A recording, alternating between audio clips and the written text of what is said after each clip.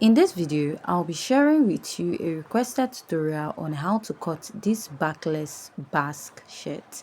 So if this is something you like, kindly hit on the subscribe button, give this video a thumbs up, and this dress is from Style by Mandy on TikTok. So to start, here is my pattern paper and I've gone ahead to mark out my basic measurements. So what I have here is my shoulder to bust line, my shoulder to under bust, my shoulder to waist, and then I added 6 inches for my length. That is the length of my shirt. Now what I'll do is to mark out about 2.5 inches. I'll be creating like a button allowance for this shirt. Now if you want to make this shirt in a way that you'll be using a bias to fold the hemline, you're going to add 2.5 inches for the button allowance. But with what we have on the video, this shirt is actually turned with a lightweight lining, because if you look at the neckline, it was actually turned. But if you don't want to make use of a lining and you want to turn it with your bias, you'll be adding about 2 inches in front for your button allowance, which you're going to fold up. Now after you're done marking this, your measurement, remember this dress is like a basque, that's why we added 6 inches after our waistline. Now mark your shoulder divided by 2 and come down by 1 inch. Now I will mark a basic neckline of 3 inches, come down by 3 here. Now this will be serving as a guideline, and I'm going to go ahead to connect this all the way down. Now after I'm done connecting, I'm going to go ahead to connect from that point to my shoulder. Now the next step I'll take is to go ahead to find my chest line, which is my bust circumference divided by 6 plus 1.5 inches. At that point that I have that mark, I drew out a straight line. Now after marking this, go ahead to replace what you have on the shoulder back to the chest line of your pattern, right? My shoulder is 14 inches divided by 2, I'll mark 7, and all my measurement is starting after this line I have in front. Go ahead to draw a straight line and connect, and whatever you have at the armhole, divide into 2 and come out by half. At that your chest line, mark your bust circumference divided by 4. Now place your curved drew touching the 1/2 inch at the armhole and to the upper part of your shoulder. Now after you're done marking this, you want to go ahead to start inserting your body measurement. Now for this pattern is a shirt pattern. Now when you're marking a normal shirt pattern, you don't need an under bust, but because this dress is fitted at the back and it is totally backless, now if you make it free at the under bust part of your shirt, it's not going to fit very well. Now what you're going to do is you're going to insert all your measurements.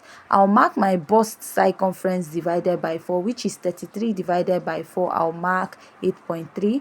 Mark my under bust circumference divided by 4, and also mark my waist circumference divided by 4. My under bust and waist measurement is the same, which might not be the same for you. You can go ahead to mark your own measurement. My waist is 28 divided by 4, which will give me 7, and my hip is 40 divided by 4, which will give me 10 inches. Now I'll place my ruler and I'll start marking this. I'll connect from the upper part to the under bust to the waistline and down to the blouse length. Now after I'm done marking this, now I'll go ahead to alter this pattern. On all my pattern by the side, I'm going to add 1/2 inch. Why? Because you're going to be turning this dress up with 1/2 inch with lining. Now if you look at this dress at the neckline, you will notice that it is actually turned up. It is not something done with a bias. So when I was cutting this initially, I explained that if you want to turn yours with a bias, you can go ahead to do that at the neckline and then fold up your button allowance. But the original design, you're going to turn it with lining. From the neckline, I marked 1.5 inches and I'll connect it down to my chest line. Now after connecting this, I'm just going to go ahead to connect this all the way down. Now from this part, I'm going to outline the sides of my pattern. After I'm done outlining the sides, I'm going to go ahead to come up by 3.5 inches from my shirt. Now you can use 3.5 to 4 inches. Now I also added an additional 1/2 inch to the length of my shirt also. So I placed my ruler to connect to that point and draw out a straight line. Now after marking this, I went ahead to like use my marker to outline. Now after I'm done outlining, the next step I'll take is to come down by 1/2 inch and go in by 1/2 inch from my chest line, because if you notice that line went down. Now my chest line is close to my bust, that's why I used 1/2 inch.